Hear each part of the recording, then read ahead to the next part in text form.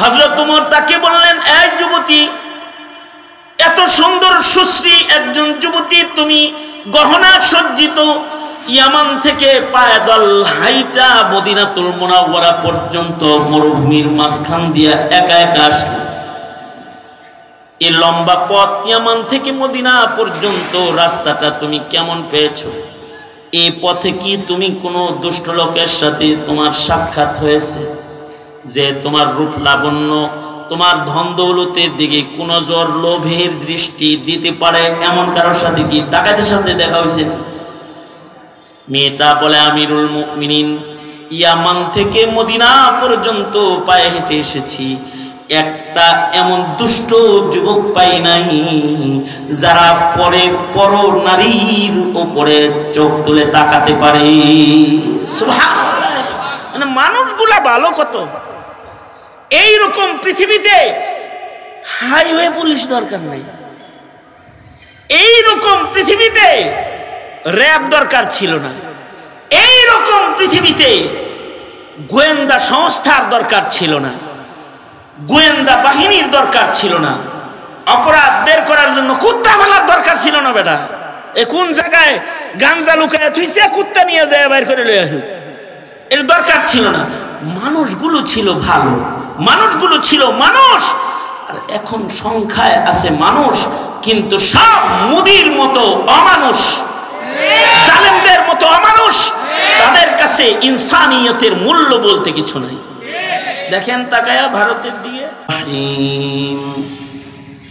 আমিনু কামা আমানান নাস وقال النبي صلى الله عليه وسلم خير القرون قرني ثم الذين يلونهم ثم الذين يلونهم وقال النبي صلى الله عليه وسلم طوبى من آمن ورآني وطوبى من آمن ورأى من رآني وطوبى من آمن ورأى من رأى من رأى من رآني أو كما قال عليه الصلاة والسلام اللهم صل على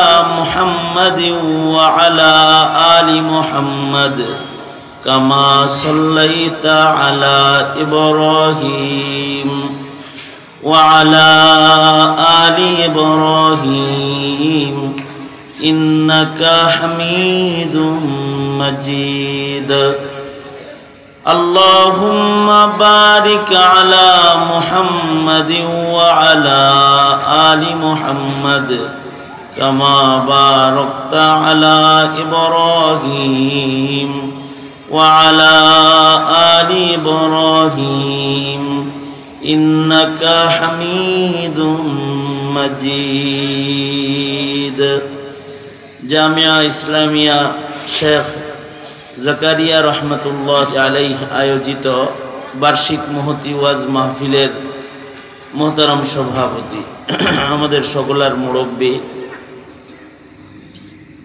মজলিসের সদর, উপস্থিত হযরত, দিগার বুজুর্গ উলামায়ে কেরাম, সম্মুখপানে সমবেত দিন প্রিয়, ইসলাম প্রিয়, দিনদার, ইমানদার মুমিন মুসলমান ভাইয়েরা, পর্দার আড়াল থেকে আলোচনায় শামিল মা বোনেরা, আল্লাহর দরবারে শুকর। আল্লাহ তাআলা একটা মাদ্রাসাকে কেন্দ্র করে দ্বীনি মাহফিলে, ওলামাদের সোহবতে, জান্নাতের বাগানে আল্লাহ আমাদের আসার বসার তৌফিক দান করেছেন।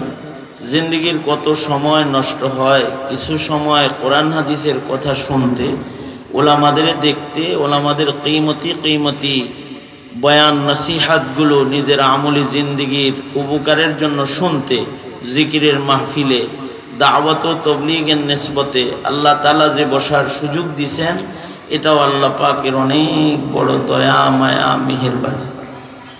আল্লাহ তাআলা আমাদের এই উপস্থিতিকে কবুল মঞ্জুর করুক। আপনারা বলুন আমিন। শুকরিয়া আদায় করেন আলহামদুলিল্লাহ।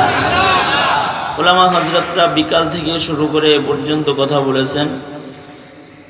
আমাদের মুরব্বী আকাবির আলিমিদ্দিন হযরতুল আল্লামা হযরত মাওলানা আব্দুর রব ইউসুফি দামাত বরকাতুহুম বিশিষ্ট শেখুল হাদিস উস্তাদুল আসাতিজা আলিমিদ্দিন প্রবীণ একজন বিজ্ঞ রাজনীতিবিদ আলিমিদ্দিন, ওনার নির্দেশে আমি এই মজলিসে হাজির হয়েছি এবং আসছি তো অনেক আগেই।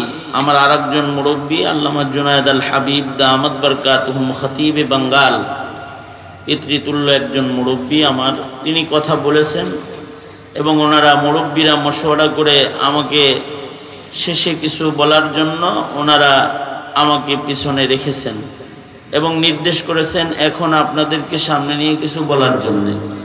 খুব সংক্ষেপে কিছু কথা।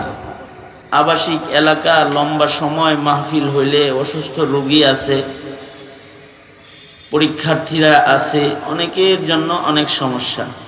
সব কিছু সামনে রেখেই একেবারে কিছু না বললেও নয়, তাই খুব বেশি লম্বা না করে সংক্ষেপে কিছু নসিহা আপনাদের কানে পৌঁছানোর এরাদায় আয়াত হাদিস আপনাদের সামনে পেশ করেছি।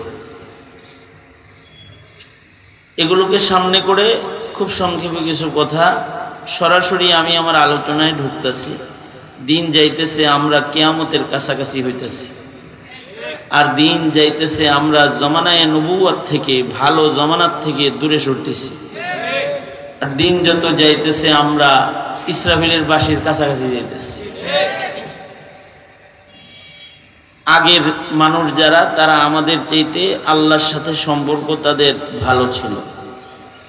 আগের মানুষগুলোর ঈমান ভালো ছিল, আগের মানুষগুলোর আমল ভালো ছিল।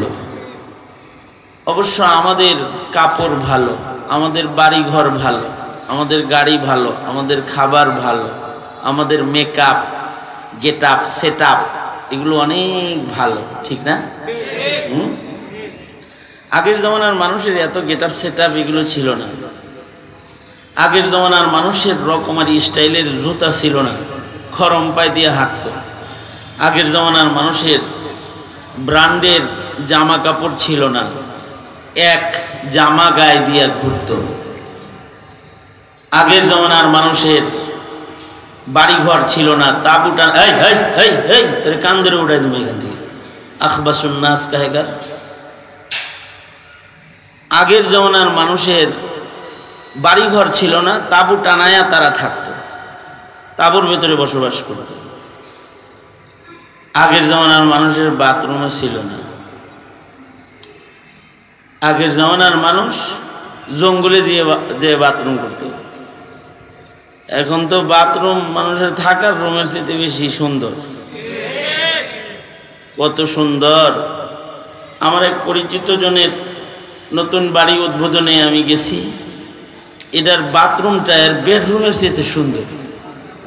তা আমি বললাম যে কি চমৎকার, সাজসজ্জার, ড্রেসিং টেবিল সহকারে, একেবারে কি ফ্যান ট্যান শুদ্ধা লাগাইন না, এসি শুদ্ধা কানেকশন দিয়া, বাথরুমের ভিতরেও এসি কানেকশন আছে, ঠান্ডা, সেন্ট্রাল এসি, বাথরুমও ঠান্ডা। কত সুন্দর, খুশবু বেরিতে আছে, কোনো দুর্গন্ধ নাই। এত সুন্দর টয়লেটও এখন মানুষের আছে। এর ভেতরে আবার সে যা দেখাইলো, এগুলো দেখা আমি অজ্ঞান হয়ে গেছি, প্রায় পুরা হয়নি অজ্ঞান, ভাব হয়েছে অজ্ঞান। সেটা হইল হের টয়লেটের ভিতরে শুয়ে থাকার জায়গা আছে, মানে শুয়ে গোসল করার জায়গা আছে। এটার ভেতরে ঠান্ডা পানি, গরম পানির ইন্তজাম আছে, টিপ দিলে নতুন পানি আবার আসবে, পুরান পানি বেরিয়ে যাবে, সুইচ আছে। কি আধুনিক আয়োজন তার বাথরুমের! লাগে যে এই জায়গায় শুয়ে থাকবো, আর কোথাও যাইব না। চিন্তা করলাম যে মানুষের আধুনিকতা, মানুষের বাথরুম টয়লেটকেও কত সুন্দর করেছে।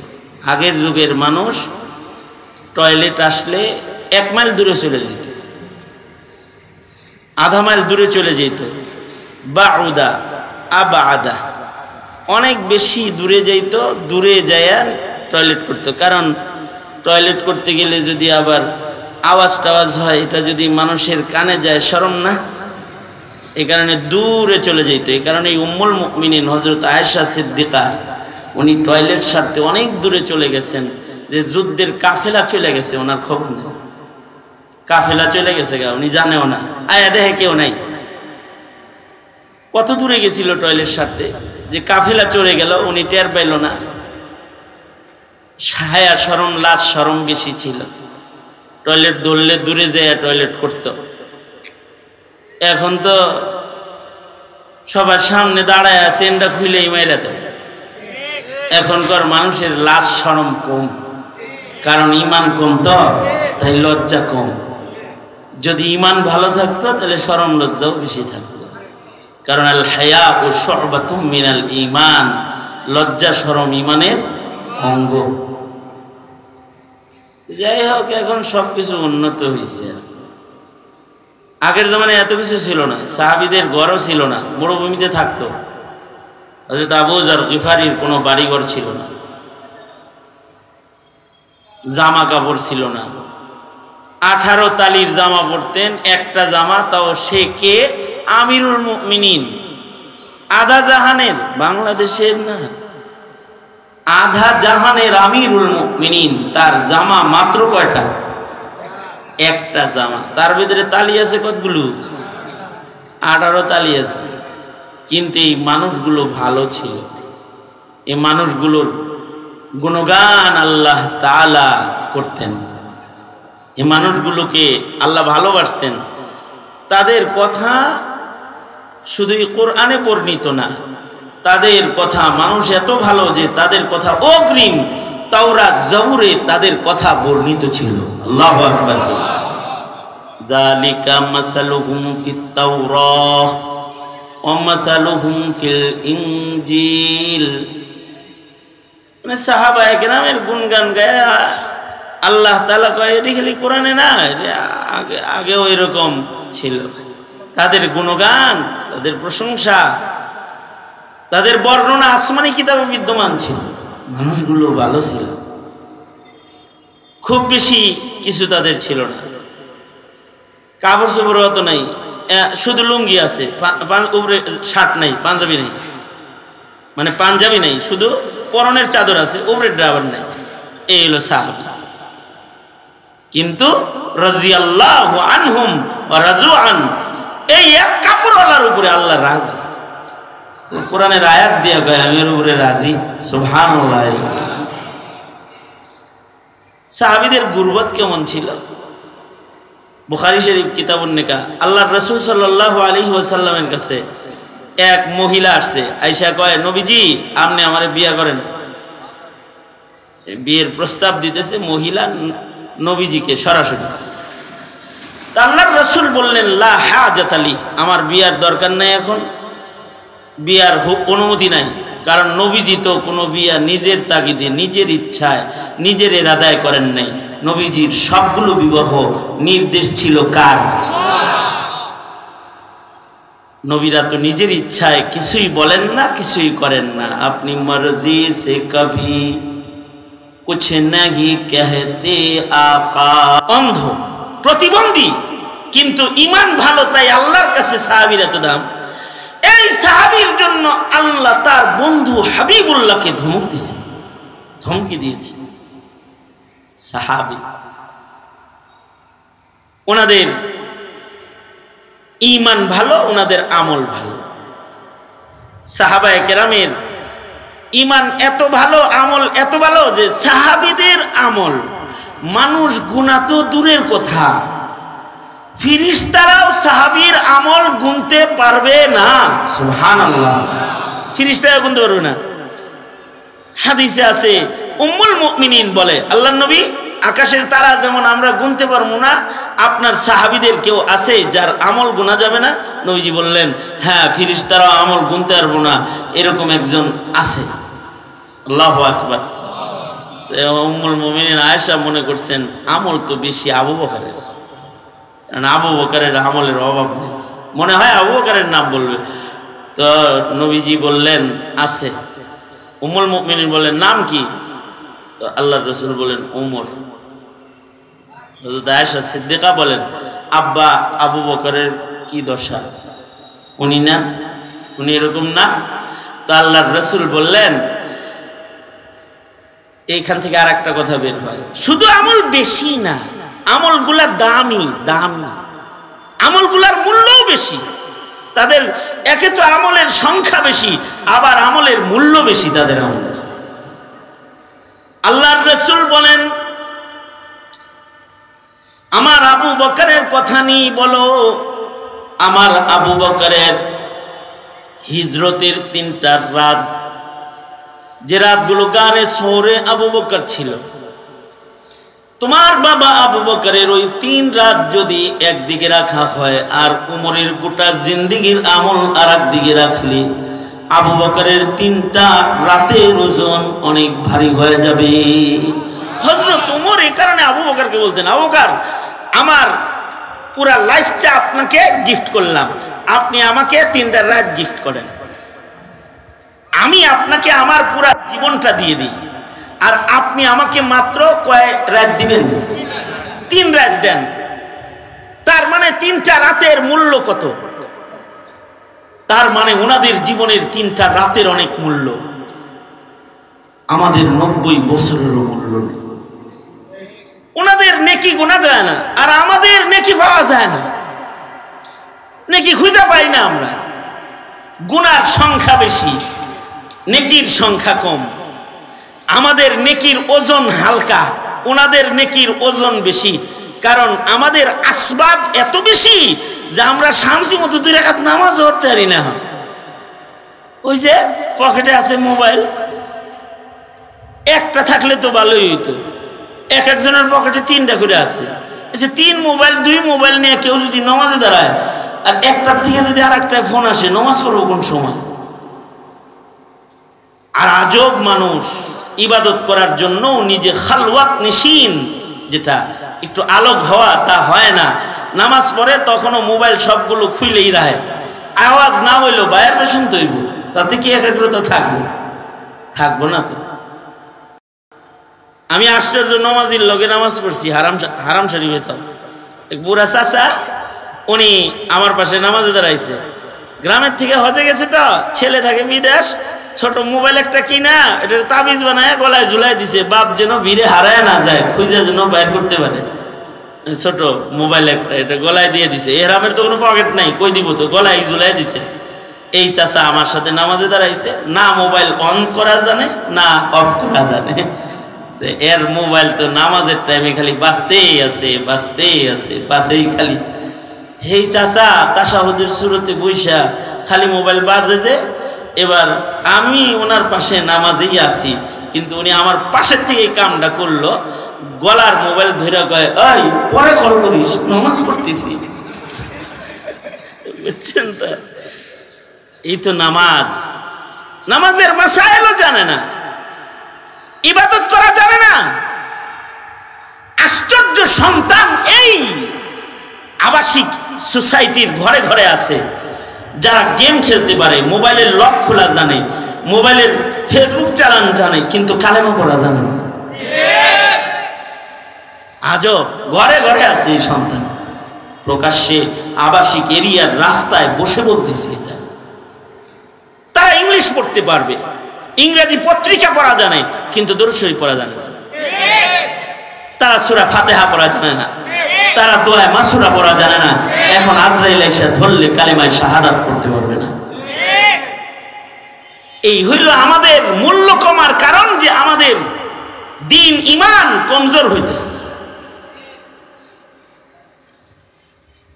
আগের জমানার মানুষের আমল ভালো ছিল, আগের জমানার মানুষের আমল আর ঈমানের কারণে তাদের মূল্য বেশি ছিল। সবচেয়ে ভালো আমলওয়ালা হলো সাহাবীদের আমল, ঈমান ভালো, আমল ভালো, সবচেয়ে ভালো হলো সাহাবায়ে কেরামের। নবীদের যুগের পরে সিদ্দিকীনের যুগ, সবচেয়ে দামি হলো নবীগণ, তারপরে দামি হলো সিদ্দিকগণ। সাহাবায়ে কেরাম সিদ্দিকীন, তাবেঈন সিদ্দিকীন, তাবে তাবেঈন, তারাও সিদ্দিকীন। এই 3 দৌর পর্যন্ত সিদ্দিকের অস্তিত্ব বেশি পাওয়া যায়। এই কারণে আল্লাহর রাসূল বলেন, তুবা মান আমানা ওয়া রাআনি, তারা ভালো যারা ঈমানের সাথে আমাকে দেখেছে। এরপরে তারা ভালো, যারা ইমানের সাথে আমাকে না দেখলেও আমাকে যারা দেখেছে তারা তাদের দেখেছে। আমানা ওয়ার আমান রাআনি, পরে যে বলে তারপরে এরা ভালো যারা ইমানের সাথে আমাকে না দেখলো, আমার সাহাবী না দেখলো, তারা তাবেঈকে দেখেছে, হাসানুল বসরিকে দেখেছে, তারা সাঈদ ইবনে মুসাইয়িবকে দেখেছে, তারা ওমর ইবনে আব্দুল আজিজকে দেখেছে, তারা বড় বড় তাবেঈকে দেখেছে।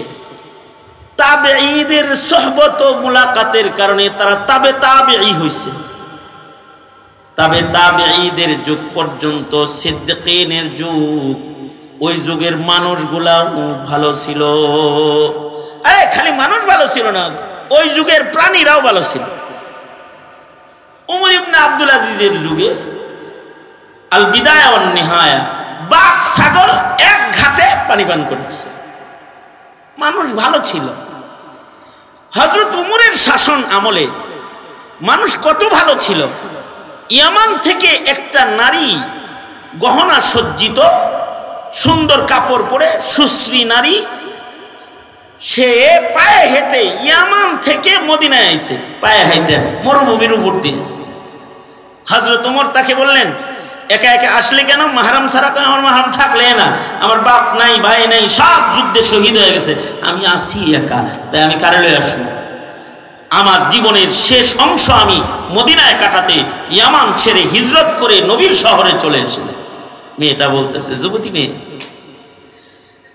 হযরত ওমর তাকে বললেন, এই যুবতী, এত সুন্দর সুশ্রী একজন যুবতী, তুমি গহনা সজ্জিত ইয়ামান থেকে পায়দল হাইটা মদিনাতুল মুনাওয়ারা পর্যন্ত মরুভূমির মাঝখান দিয়া একা একা আসলে। এই লম্বা পথ ইয়ামান থেকে মদিনা পর্যন্ত রাস্তাটা তুমি কেমন পেয়েছো? এই পথে কি তুমি কোনো দুষ্ট লোকের সাথে তোমার সাক্ষাৎ হয়েছে, যে তোমার রূপ লাবণ্য, তোমার ধন দৌলতের দিকে কোন জোর লোভের দৃষ্টি দিতে পারে এমন কারোর সাথে কি ডাকাতের সাথে দেখা হয়েছে? মেয়েটা বলে, আমিরুল মুমিনিন, ইয়ামান থেকে মদিনা পর্যন্ত পায়ে হেঁটে এসেছি, একটা এমন দুষ্ট যুবক পাই নাই যারা পরের পর নারীর উপরে চোখ তুলে তাকাতে পারে। সুবহানাল্লাহ, মানে মানুষগুলা ভালো কত। এইরকম পৃথিবীতে হাইওয়ে পুলিশ দরকার নাই, এইরকম পৃথিবীতে র্যাব দরকার ছিল না, এইরকম পৃথিবীতে গোয়েন্দা সংস্থার দরকার ছিল না, গোয়েন্দা বাহিনীর দরকার ছিল না, অপরাধ বের করার জন্য কুত্তা মালার দরকার ছিল না। বেটা, এ কোন জায়গায় গাঞ্জা লুকায় তুইছে, কুত্তা নিয়ে যায় বের করে লয়ে আসুক, এর দরকার ছিল না। মানুষগুলো ছিল ভালো, মানুষগুলো ছিল মানুষ। আর এখন সংখ্যায় আছে মানুষ, কিন্তু সব মুদির মতো অমানুষ, জালেমদের মতো অমানুষ। তাদের কাছে ইনসানিয়তের মূল্য বলতে কিছু নাই। দেখেন তাকায়া ভারতের দিকে, ফিলিস্তিনের দিকে তাকান, ইসরায়েলের, ওরা মানুষ, ওরা তো হায়নার চাইতে, বাঘের চাইতে, হিংস্র দানবের, জানোয়ারের চাইতে অনেক বেশি নিকৃষ্ট। ওদের ভিতরে মনুষ্যত্ব নাই, আর ওদের ভিতরে মনুষ্যত্ব নাই নাই নাই। আমরা মুসলমান, আমাদের ভিতরেও তো মনুষ্যত্ব নেই। আমাদের ইনসানিয়ত, আমাদের মুসলমানিত্ব, আমাদের মানবতা বোধ, এটাও তো আমরা নিজের হাতে কবরস্থ করেছি, দাফন করেছি। এইটাকে আরো দাফন করার জন্য পায়তারা চলছে বাংলাদেশে বিভিন্ন ভাবে। আমার সন্তানকে দ্বীন-ই ইসলামের বাউন্ডারি থেকে বের করে বহুত্ববাদের ক্ষেতের ভেতরে ছেড়ে দেওয়ার চেষ্টা করা হচ্ছে। যেই মাঠে, বহুত্ববাদের মাঠে ঘাটে তাকে ছেড়ে দিলে তার ভেতরে না শরীয়ত থাকবে, না তার ভেতরে হালাল হারামের কোনো পাবন্দি থাকবে। সে রূপে হবে একটা ইনসান, কিন্তু তার চারিত্রিক কর্মকাণ্ডে সে হবে নিকৃষ্ট, পশু পাখির চাইতেও বেশি খারাপ। পশু পাখির চাইতে খারাপ হয়ে যাবে। কারণ কুত্তা এত জাতমাত বুঝে, হে আর জাতমাত বুঝতে টুঝতে না কিছু। তার জাতমাত বুঝার যোগ্যতা পর্যন্ত দাফন হয়ে যাবে। এই ষড়যন্ত্র থেকে এই মাটির মানুষদেরকে বের করে ডিজিটাল হাইওয়ান জানোয়ার না হয়ে এগুলো যেন মানবিক গুণে গুণী মুসলমান হয়, এই চেষ্টা প্রচেষ্টা জমিনে তো চালু করার রাখার দরকার আছে। যদি এইটা চালু না থাকে তাইলে কিয়ামত আরো বেশি কাছাকাছি আসতে থাকবে, আর শান্তি শৃঙ্খলা সব দাফন হয়ে যাবে।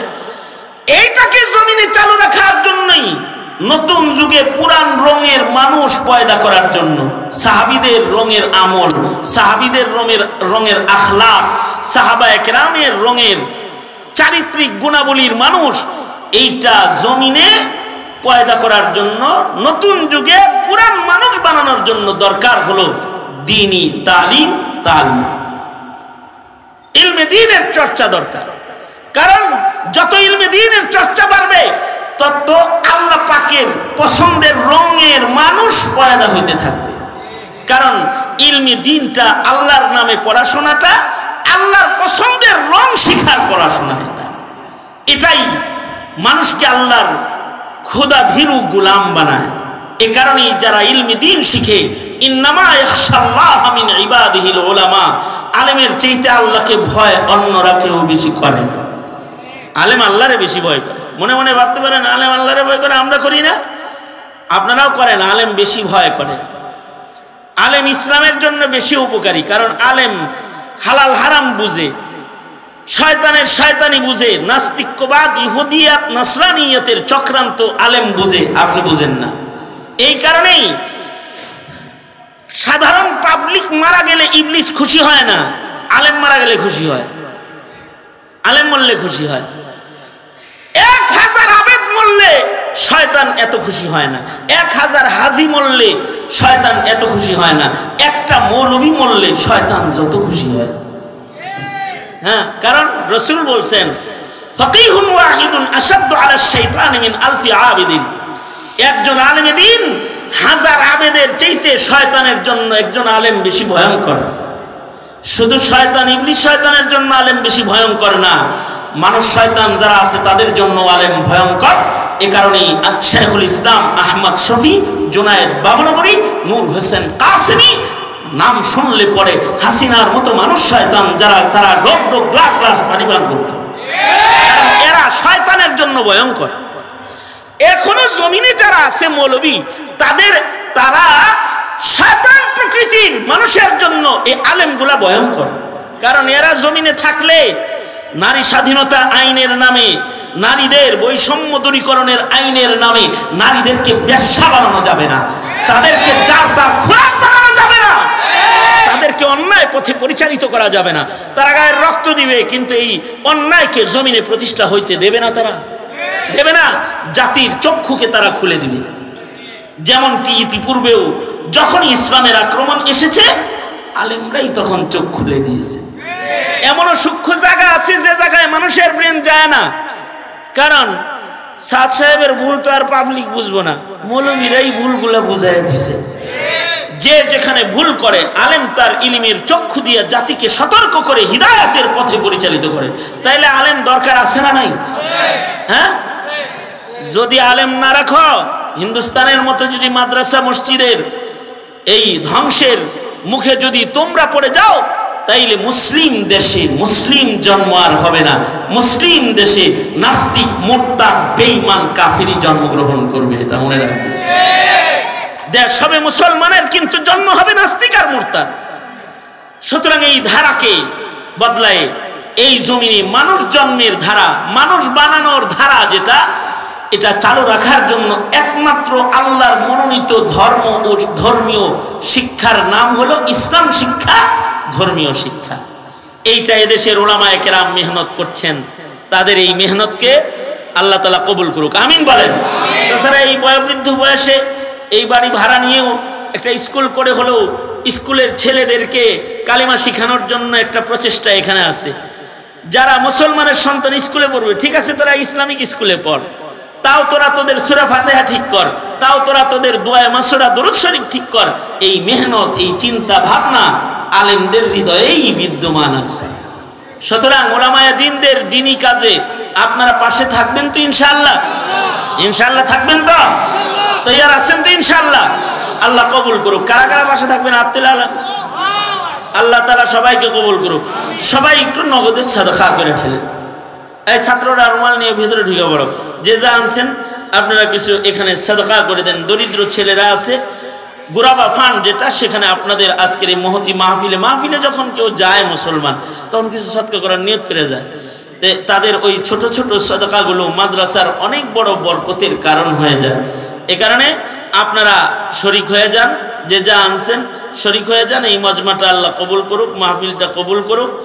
আর কেউ যদি 2 বস্তা চাল বোর্ডিংয়ে দিবেন, 1 বস্তা চাউল দিবেন, এরকম কেউ যদি লেখান দোয়ার পূর্বে, তো বখুশি কেউ লেখাইলে লেখাইতে পারেন। আল্লাহ তাআলা আজকের দিনে এই মাহফিলে যত ভালো ভালো কথাগুলো হয়েছে, এই সবগুলো ভালো কথার মূল্যায়ন মুসলিম হিসেবে, এজ এ মুসলিম তার ধর্মীয় গুরুত্বটাই বেশি হওয়া উচিত। সব মুসলমানের ইসলামের গুরুত্ব বেশি হওয়া উচিত। এই গুরুত্বটা বুঝার তৌফিক মুসলিম হিসেবে সব মুসলমানকে আল্লাহ তাআলা দান করুক, আমিন বলেন। আগামী 3 তারিখে এই অন্যায়ের প্রতিবাদে, জুলমের প্রতিবাদে হেফাজতে ইসলাম বাংলাদেশ যে কর্মসূচি হাতে নিয়েছে, গণসমাবেশ, এই সমাবেশে আপনারা সকলে উলামায়ে দ্বীনদের পাশে থাকবেন ইনশাআল্লাহ। ইতিপূর্বেও ছিলেন, সামনেও থাকবেন। আল্লাহ তাআলা আমাদের সবাইকে তৌফিক দান করেন, আমিন। ওয়া আখিরু দাওয়ানা আলহামদুলিল্লাহি রাব্বিল আলামিন। এখন আমাদের মুরব্বী শেখুল হাদিস হযরতুল আল্লামা আল্লামা আব্দুর রব ইউসুফী দামাত বারাকাতুহুম আজকের মজলিসের সভাপতি মুরব্বী দোয়া করে দিবেন। দোয়ার মাধ্যমে শেষ হবে। দিছেন দিয়ে দিছেন। এই ভেতরে ঢুকো তো, ছাত্ররা কিছু ভেতরে ঢুকে পড়ো।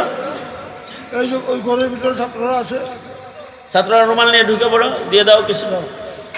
আল্লাহ তাআলা কবুল করেন। দোয়া মেহমান করবেন, আমি বসে থাকবো ইনশাআল্লাহ। আমি বিসমিল্লাহির রহমানির রহিম। আলহামদুলিল্লাহি রাব্বিল আলামিন আর রহমানির রহিম মালিকি ইয়াউমিদ্দিন ইয়াকা না'বুদু ওয়া ইয়াকা নাস্তাঈন ইহদিনাস সিরাতাল মুস্তাকিম সিরাতাল লাযীনা আন'আমতা আলাইহিম গায়রিল মাগদুবি আলাইহিম ওয়ালাদ-দাল্লিন আমিন। বিসমিল্লাহির রহমানির রহিম। قل هو الله أحد الله الصمد لم يلد ولم يولد ولم يكن له كفوا أحد بسم الله الرحمن الرحيم قل هو الله أحد الله الصمد لم يلد ولم يولد ولم يكن له كفوا أحد بسم الله الرحمن الرحيم قل هو الله أحد الله الصمد لم يلد ولم يولد ولم يكن له كفوا أحد اللهم صل على محمد وعلى آل محمد كما صليت على إبراهيم وعلى آل إبراهيم إنك حميد مجيد اللهم بارك على محمد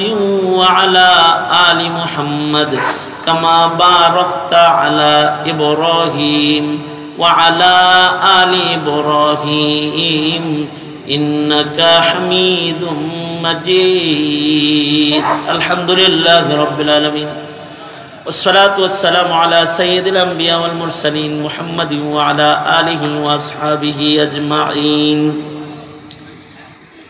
রব্বুল আলামিন জামিয়া ইসলামিয়া শেখ জাকারিয়া রাহমাতুল্লাহ আলাইহি আয়োজিত ইয়া আল্লাহ ওয়াজ মাহফিলে মধ্যরাত হয়ে গেছে, তোমার বান্দারা দ্বীনি কথা শুনেছে, সাদাকা খায়রাতের আমল করেছে। রব্বুল আলামিন ইয়া আল্লাহ মধ্যরাতে তোমার দরবারে ভিক্ষুকের মতো হাত বাড়ায়া ধরেছে। ইয়া আল্লাহ জিন্দেগীর গুনাহের জন্য তোমার কাছে মাপ চাই। ও জাহানের মালিক, মেহেরবানি করে আমাদের জিন্দেগীর সব গুনাহ তুমি মাফ করো আল্লাহ। জেনে না জেনে অন্ধকারে আলোয় গোপনে প্রকাশ্যে যত পাপাচার করেছি ক্ষমা করে দাও। ইয়া আল্লাহ অভাবীর অভাব দূর করে দাও, ঋণগ্রস্তকে ঋণ মুক্ত করে দাও, বেপানাহকে পানাহ দাও, বেরুজিকে রুজি দান করো আল্লাহ। অশান্তি দূর করে শান্তির ফয়সালা করো আল্লাহ।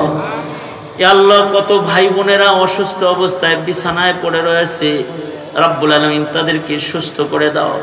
পরীক্ষার্থী ভাই বোনেরা যারা রয়েছে তাদেরকে পরীক্ষায় উত্তীর্ণ করে দাও রব্বুল আলামিন। চাকরিজীবীর চাকরিতে বরকত দাও, ব্যবসায়ীর ব্যবসায় বরকত দান করো রব্বুল আলামিন।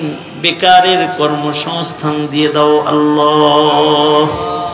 ইয়া আল্লাহ, মজলুম ফিলিস্তিনিদের কথা স্মরণ করছি, যাদের মাথার উপরে ছাদ নাই, যাদের পিঠের নিচে বিছানা নাই, যাদের চোখের সামনে খাবার নাই, ঔষধ নাই, ক্ষত বিক্ষত দেখে আল্লাহ ওরা রাস্তায় পড়ে আছে, মা নাই বাবা নাই, এতিম অসহায় অবস্থায় যারা বিধ্বস্ত মাটির ভেতরে বিধ্বস্ত অবস্থায় পড়ে রয়েছে আল্লাহ, তাদের জন্য রহমত দান করো আল্লাহ। আল্লাহ, তাদের জন্য নুসরত পাঠায় দাও আল্লাহ। সারা দুনিয়ার মুসলমানদের তাদের পাশে দাঁড়াইবার যোগ্যতার ঈমান দান করো আল্লাহ রব্বুল আলামিন। শত শত বছর যে মাটিতে সেজদা দেওয়া হয়েছে, সেই মসজিদগুলো ভেঙে হিন্দুস্তানে আল্লাহ চূর্ণ বিচূর্ণ করে দেওয়া হচ্ছে রব্বুল আলামিন। মুসলমানদেরকে প্রকাশ্যে দিবালোকে জবাই করতেছে, হত্যা করতেছে রব্বুল আলামিন। এই সহিংসতা, মারামারি, এই কাটাকাটি, অশান্তি দূর করে দাও, শান্তির রাজ কায়েম করে দাও আল্লাহ রব্বুল আলামিন। বাংলার জমিনে ইসলাম দ্বীন মূল্যায়ন করার তৌফিক দেশের মুসলমানদের তুমি দান করো। দ্বীনের খেলাফ, ইসলামের খেলাফ যে কোনো কাজ, যে কোনো পরিস্থিতি এসে যায়, শক্ত হাতে দমন করার তৌফিক দান করো আল্লাহ। স্বাধীন সার্বভৌম জমিনের স্বাধীনতার সার্বভৌমত্ব হিফাজত করো আল্লাহ। প্রজন্মের মুসলমানদের বেঈমান বানায় না আল্লাহ, তাদের নাস্তিক বানায় না আল্লাহ, মুরতাদ বানায় না আল্লাহ রব্বুল আলামিন। তাদের ঈমানকে তুমি হিফাজত করো আল্লাহ। দ্বীন শিখাইবার তৌফিক দান করো, দ্বীন মানার তৌফিক দান করো। নিজের হাতে অনেকে নিজের মা কবরে রাখছে, নিজের হাতে অনেকে নিজের বাপ কবরে রাখছে। জীবনে আব্বা ডাক নসিব হবে না, জীবনে মা ডাক যাদের নসিব হবে না রব্বুল আলামিন, তাদের চোখের পানি পিতামাতার দরদে মায়ায় মোনাজাতে গড়ায় পড়ে গেছে। ইয়া আল্লাহ, তোমার বন্ধু বলেছে সন্তানের দোয়া পিতামাতার হকে কবুল। আল্লাহ, হারিয়ে যাওয়া মা বাবার কবরগুলা জান্নাতের বাগান বানায় দাও আল্লাহ। যাদের আব্বা আম্মা আছে হায়াত বানায় দাও, বেশি বেশি করে খেদমত করতে পারে তৌফিক দাও। জানি না কোন দোকানের কাফন আমাদের জন্য রেডি হয়ে গেছে, কোন সোপের বাস না জানি পেকে গেছে, কখন জানি মসজিদের কোনার পালকি বাড়ির দোয়ারে দাঁড়ায় যায়। আয় আল্লাহ, কবরের পালকি পাঠানোর আগে কামেল মুমিন বানায় দিও আল্লাহ। যত কল্যাণ মঙ্গল সব দাও, কল্যাণ হতে আমাদেরকে ধরে ধরে তুমি বাঁচাও। আব্দুর রফি ইউসুফি দাওয়াত বরকাতুমকে নেক হায়াত লম্বা করে দাও, সুস্থতার সাথে নেক হায়াত দাও।